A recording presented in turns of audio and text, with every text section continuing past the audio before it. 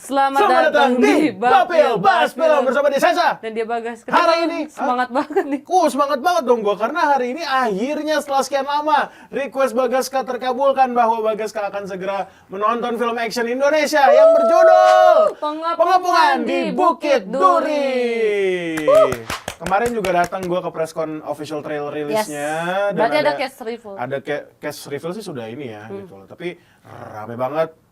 Jujur, cast-nya rame banget. Jadi langsung aja kita ke Plaza Senayan ya. Gas, lanjut gas. Let's go.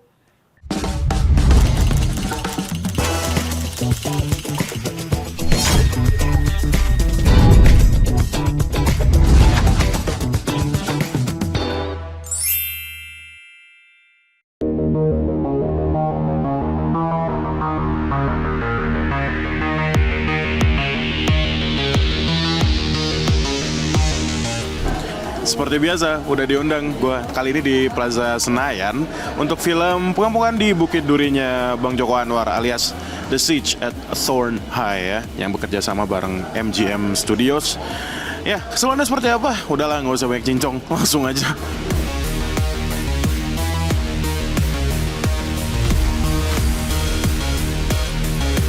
Jadi, gitu ya? Iya. Jadi pengen ngasih yang terbaik, pengen cepat ngejar target juga. Jadi workshop di kantor Kaminsi Pictures sama tim Irfan, sama tim Irfan Action Design, V Action Design. Habis itu gue sempat sama Fatih juga lari juga ya di BBK gitu. Jadi biar ngejar target. Dan banyak memakan korban juga ya. Ada teman kita yang backflip dan kakinya terkilir.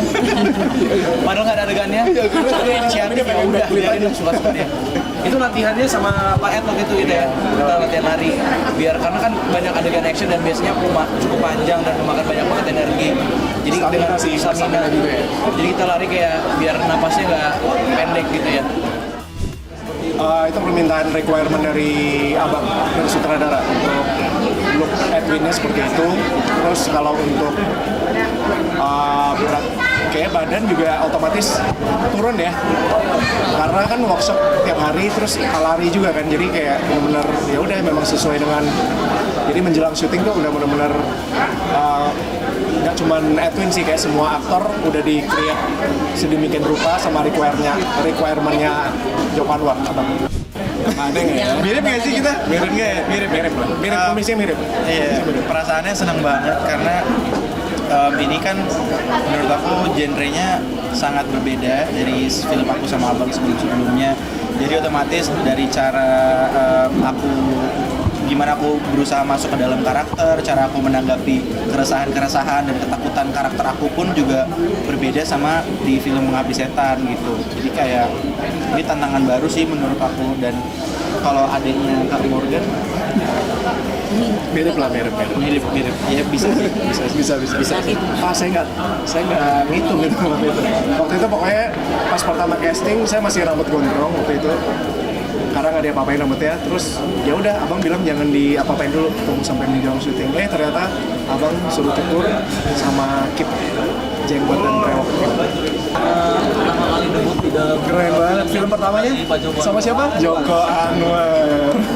Perasaan saya sangat senang sekali, apalagi ini film pertama kali ya, terus aku nggak punya pengalaman gitu, jadi berat juga buat mendalami karakter, buat bersatu sama karakter, yaitu ya karakter itu.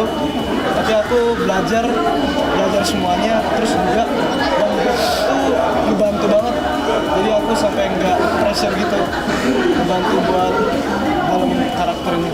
Bill sempet nanya ke pamanmu atau ke ayahmu yang udah berkecimpung di dunia keaktoran sebelumnya untuk peran di film ini? Iya, ada. Saya bertanya ke paman saya cara itu gimana sih. Terus paman saya bilang ngalir aja. Ya. Kalau soal actionnya sendiri sharing juga kan? Saya sendiri atlet judo dulu sama kayak paman saya. Emang kemauan sendiri atau karena inspired by family aja? Kemauan sendiri juga, ini mimpi saya untuk terjun ke dalam film seperti paman saya sih. Bapak saya. Nah, kita pertama kali banyak banget yang kita kaget ya, karena selama kita syuting pun juga kita jarang ngelihat preview, kita sama hampir nggak pernah lihat preview.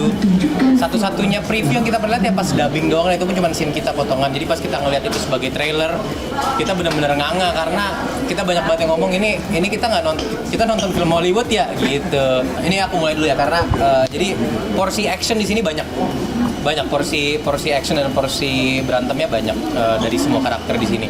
Jadi kita emang waktu itu workshop acting itu udah hampir 2 bulan lebih, berbulan-bulan lah kita workshop acting untuk scene yang sama kita revisi, dan untuk stand-stand yang lumayan bahaya yang tadi bakar-bakaran atau senjata tajam dan segala macam semuanya dimonitor sangat teliti oleh stunt team. Tapi mungkin kalau cedera nggak sih, alhamdulillah karena kita semua diawasin dan selalu belajar untuk safety, karena safety itu bukan cuma penting buat diri sendiri tapi buat kita semua juga. Karena kan kita beradegan dan scene-nya itu bareng-bareng selalu. Mungkin pun ada yang sendiri, keamanan untuk sekitar itu juga penting gitu. Jadi aman. Nih jelasin Mbak Tia gimana kita membangun sekolah. Sekolah itu kita bangun dari nol. Dari nol. Jadi ya walaupun kita terdengarnya cuma kayak dia bangun sekolah, tapi harus diingat sekolah itu ada banyak ruangan, ada dari halaman, hallway, ruangan kelas, ruangan guru, semuanya itu kita bangun dari nol. Jadi memang pembangunannya cukup panjang. Ya, cuman satu gudang kosong kita bikin dari sekolah. Gitu. Terus kita juga membangun dunia. Kalau teman-teman lihat tadi ada adegan demonstrasi segala macam, itu di mana bikinnya itu di Jakarta, tapi kita bentuk sedemikian rupa sehingga nggak kayak yang sebenarnya. Itu juga salah satu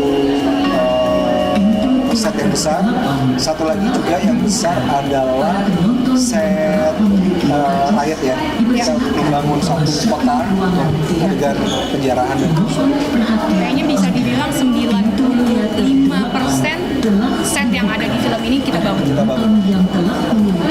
Bang Joko tadi sempat nanya Bang Morgan, katanya untuk actionnya street fight gitu. Saya nanya kali aja ada martial art tertentu, kenapa memilih street fight aja gitu? ya, jadi kita bukan film action. Jadi kita bukan film action yang martial art, ada karakter yang bisa silat nggak, atau nggak ada satupun di film ini secara karakter yang bisa berantem. Jadi berantemnya itu bukan berantem action, film action, tapi memang situasional aja. Kayak di dunia nyata juga ada orang berantem kan. Ya, seperti itu yang ingin kita tampilkan. Jadi nggak ada adegan yang ada kuda-kudanya, ada stylish. nggak ada. Ini semuanya memang ya kayak orang berantem aja yang nggak bisa berantem.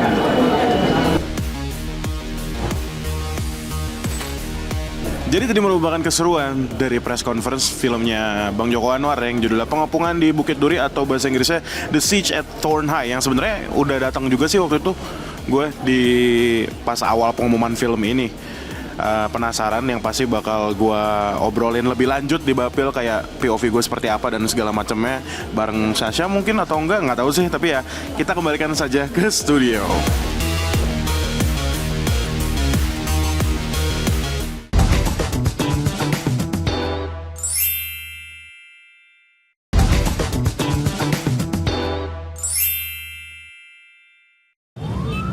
Lo harus cari dia. Siapa? Anak gue.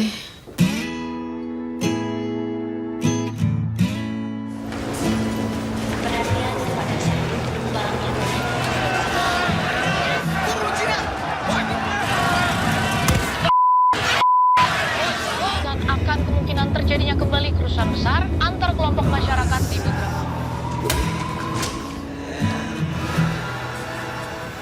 Aku sudah cari anak kakakku di banyak sekolah di Jakarta Timur, dan ini sekolah terakhir. Duri yang tempat anak-anak buangan itu, nggak bahaya gitu ngajar di sana? Tidak tahu kalau bapak ini Cina.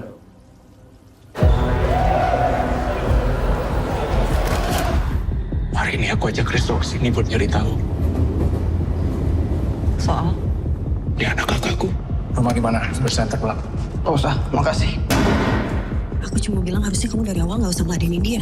Sama kayak guru yang lain, takut sama murid sendiri.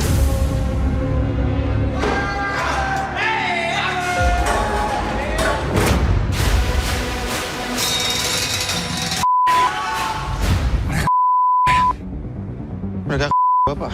Dan gak akan biarin kita hidup karena kita bakal jadi saksi.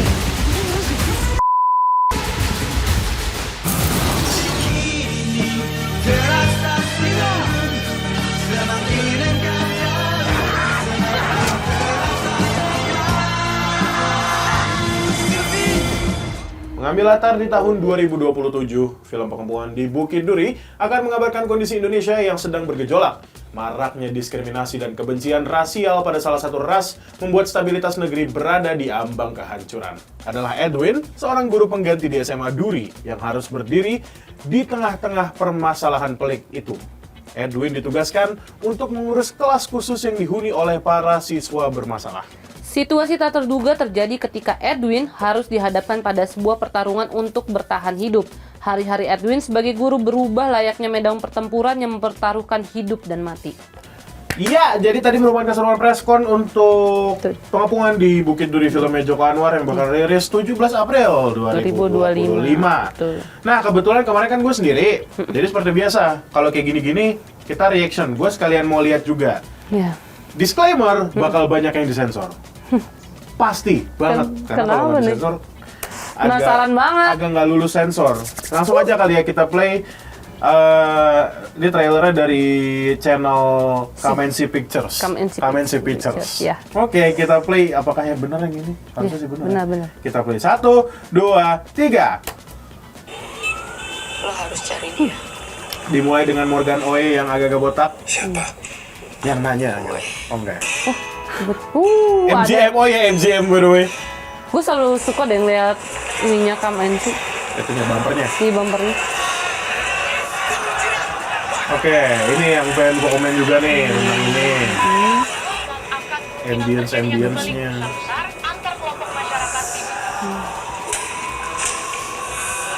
Oke. Aku sudah cari anak kakakku di banyak sekolah di Jakarta Timur dan ini sekolah SMA Duri Jakarta. Gak bahaya gitu ngajar di sana. Tidak tahu kalau bapak ini Cina. Oh itu rasialnya dari situ kali ya tadi. Oh iya. Apa sinopsisnya itu? Iya betul. Hari ini aku ajak Resto ke sini buat nyari tahu. Soal? Dia anak kakakku. Rumah di mana? Bersantai pulang. Gak usah, makasih.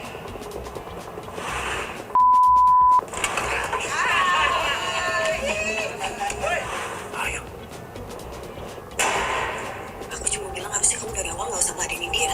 Sama kayak guru yang lain. Takut sama murid sini. Agak gimana gitu jujur gue ngeliat Morgan Oey di sini sebagai guru. Terlalu tampan kali ya. Tapi dia tetap mau mengambil Cina-nya. Itu dia.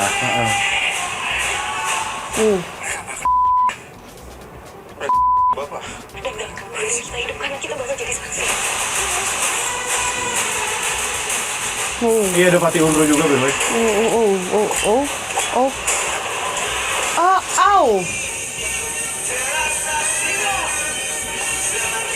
Nuansa Bening kemarin datang tuh original singernya. Nah itu maksud gue yang harus disensor.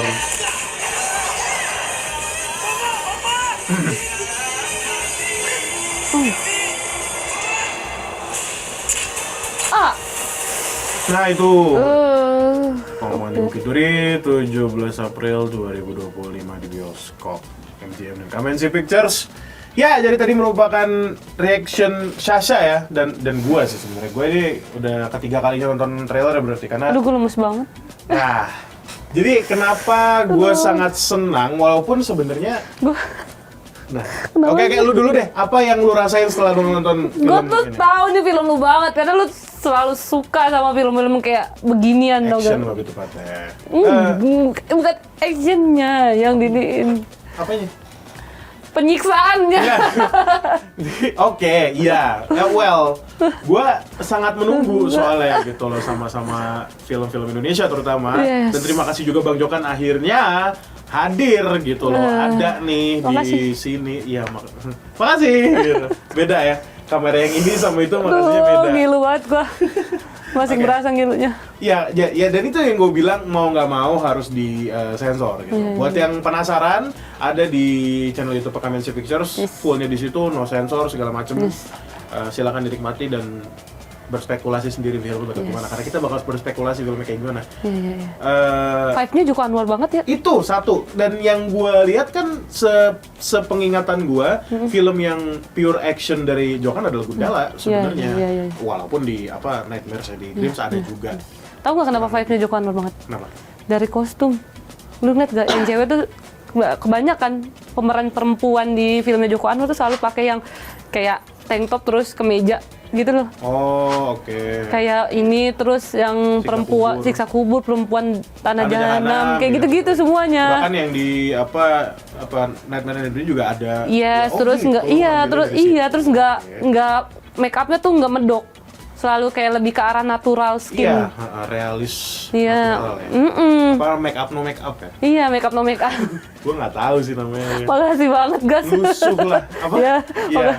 Iya. Lusuh lah. Iya. Tapi dari gua, itu dari lo ya. Kalau dari gua kenapa gua senang banget ya itu lagi-lagi dari Joko Anwar lagi. Yang biasa kita lihat Joko Anwar dulu kan sutradara film horor. Dia sekarang sudah keluar dari Banting Setir, mungkin karena udah bosen juga kali ya. Gue paham lah sama abang Joko Anwar nih, mungkin kayak hati kecilnya kayak bosen nih gue bikin film horor mulu, bagus mulu lagi. Bagus mulu nih. Gue pengen bikin action gitu. Agak gambling sih sebenarnya, tapi nggak apa-apa. Ini jujur ya, jujur ini review jujur gue apa yang terjadi di preskon kemarin. Bang Joko Anwar, mungkin dia lebih tahu. Tapi preskon Bang Joko Anwar nggak serame film-film yang lain sebenarnya. Dari film, misalnya film-film horor atau komedi yang memang bintangnya ada di situ. Ya kan pasti media-media ingin meliput bintangnya gitu loh. Bisa jadi nanya hal selain filmnya juga bisa gitu loh. Which is wajar gitu loh. Tapi kemarin nggak seramai itu karena ya faktor ini juga kali ya. Bintang muda dan film action. Indonesia lagi jarang banget film action. Ya gue nggak bilang tidak ada, tapi jarang banget gitu loh. Jadi gue sangat tertarik nih. Wah, pergelutan ini akhirnya ada lagi. Tapi sebelum kita bergelut, Gas, ada yang mau lewat nih. Ada yang mau gelut. Jadi jangan kemana-mana, tetap di Bapel Bahas Film.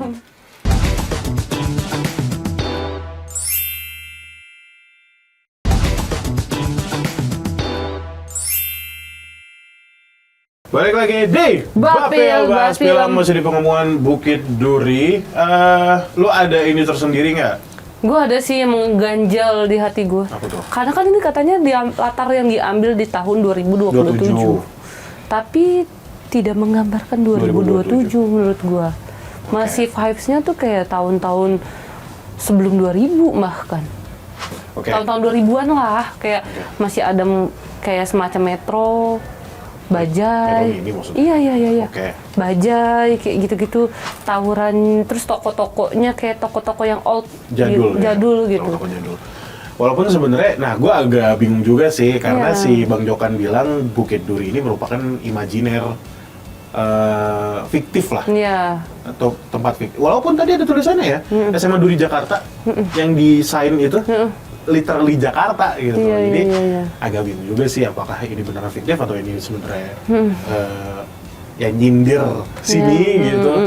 Tapi memang kalau yang dari dilontarkan sama Bang Joko Anwar, terutama Omar Esteglal, jawaban-jawaban itu yang di preskon sangat-sangat berat, berbobot dan apa ya sebutannya ya? Orang pinter banget ya. Pinter banget, sumpah. Lu ada videonya nanti deh.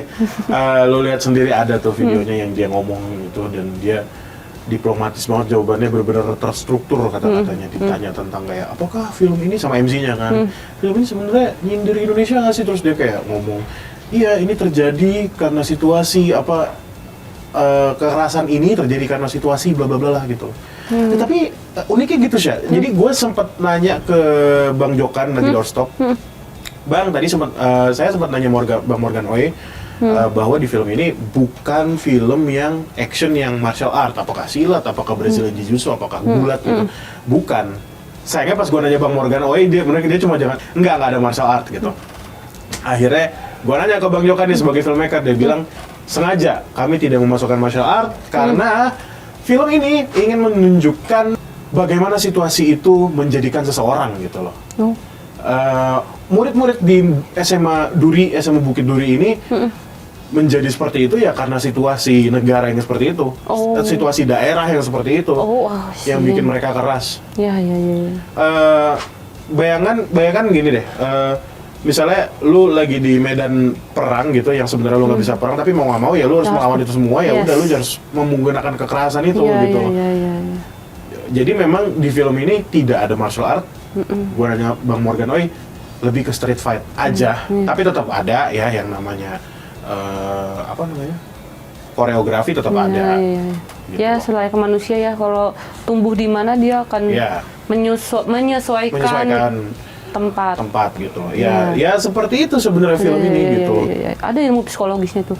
Nah, mungkin dia akan memasukkan banyak unsur psikologis di film ini. Ya, psikologinya main banget kali ya. Iya, benar. Ya, film-film Joker lainnya sih. Tapi gue jadi penasaran sebenarnya. Tadi yang gue bilang kan, Gundala lu nonton nggak? Nonton. Maksud gue, lu lihat kan tadi ada scene dari atas yang orang rusuh, itu kan Gundala banget. Iya. Jadi secara estetika tuh nggak jauh beda sama yang itu. Terutama seingat gue ya, ada scene pembuka Gundala lah yang memang benar-benar polisi sama warga tuh berantem kayak gitu, kurang lebih sama gitu. Maksudnya Bang Jokan tuh masih memainkan hal yang itu. Tapi gue bingung penasaran bagian sinemanya mau dimainkan seperti apa. Karena kalau horor ketebak lah, misalnya yang siksa kubur nih, adegan yang di toko roti. Tapi bukan toko roti yang awal ya, yang bukan ada bom ya, yang udah lampunya merah semua. Itu kan bercerita dari visual. Nah, gue penasaran di action ini apakah Bang Jokan tetap mau nih, apakah tetap berhasil menceritakan dari visual aja dan bukan dari skrip. Betul. Nah, kita penasaran banget sih. Apalagi skrip ini kan dia udah simpen lama ya. Dari 2007 saya Iya, dia udah lumayan lama nyimpen skrip ini untuk dikeluarkan di tahun ini. Jadi kayak dia maju mundur kan, katanya mau bikin film ini tuh. Di filmin pengen ini, tapi kayak walaupun sebenarnya satu hal yang pengen dia angkat adalah sosok di tahun 2007 itu dia ngerasa ada sosok yang menjadi panutan tapi kok tidak menggambarkan itu, dan dia akhirnya merepresentasikan itu sebagai seorang guru. Ya, guru kan yang kita tahu ya menjadi panutan, nggak yang guru gitu, mengajarkan kita lah literal gitu. Tapi untuk menjadi yang lebih baik, tapi kok dia ngerasa kayak guru kok tidak di film ini ya, maksudnya tidak ke situ arahnya, kok salah gitu. Salah. Semuanya salah nih. Semuanya salah. Yang akhirnya menginikan ke sekolahnya itu, Bukit Duri itu. Lagi-lagi masih mengangkat isu sosial. Ya Joko Anwar sih ya. Dia selalu mengkritik sesuatu di film, difilmkan gitu. Ya, gua harap sih bagus ya. Maksud gua. Kira-kira ada unsur-unsur komedinya Jokan nggak ya di sini? Nah itu, kalau gua lihat dari trailer sih sangat intens ya. Bahkan ada yang sampai orang kebakar tuh, menurut gua. Itulah kenapa, ini tebak-tebakan gue ya, itulah kenapa Bang Jokan ngasih itu ke trailer, karena itu salah satu scene tersulit kali ya. Jadi kayak harus menghargai stuntman-nya juga, harus menghargai semua-muanya yang ada di situ, ya udah taruh di trailer kali ya gitu.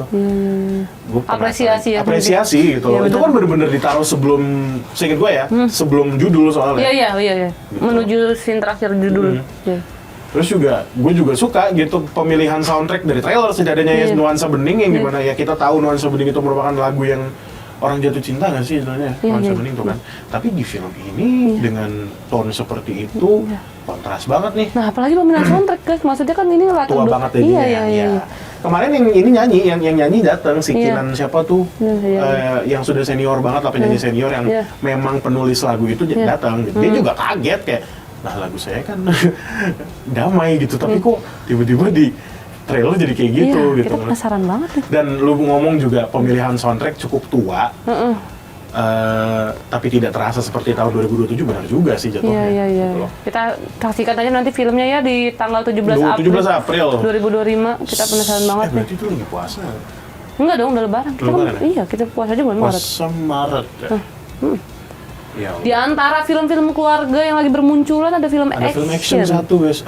Jujur gua harap banget ada lagi, dan please make it action komedi sih. Maksud gua action senang. Ini kan jatuh action thriller soalnya. Kayak mungkin kayak action tapi tetap ada jokan-jokannya gitu jadinya. Which is nggak masalah. Tetap action, tapi katanya intinya ini bukan film action sebenarnya.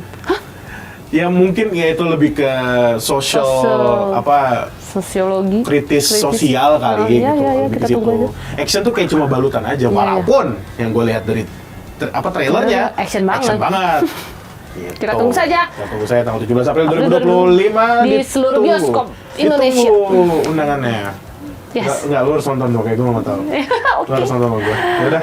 Siap, Kalau gitu siap. teman-teman, kita ketemu lagi di Bapil Bahas Film. Dadah. Bye-bye.